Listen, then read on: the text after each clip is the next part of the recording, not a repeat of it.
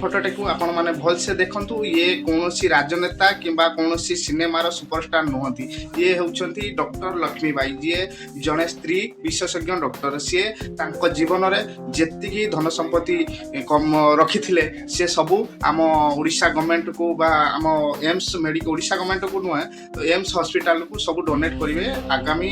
December 5 तारिख तांको जन्मदिन रे ता पुणी 100तम जन्मदिन रे केते बड़ कथा आपण देखंतु मदर टेरेसा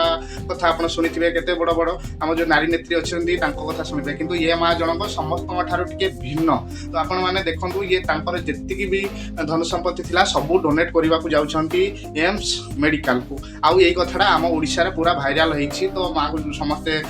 दिल से सेलेक्ट मोर भी आपण माने भी धन्यवाद जणातु जेहेतु तांको जीवन रे गोटे बहुत बड़ काम करबा को जाउछंती तो आपण माने भी सपोर्ट करंतु से काम करंतु बट से काम करंतु से काम करूछंती ठीक अछि मते मोर प्रत्येक ओडिशावासी को गोटे क्वेश्चन आपण माने मते निश्चित कमेंट करी कहंतु से जो पैसाटा डोनेट करूछंती एम्स को से पैसाटा कोन हो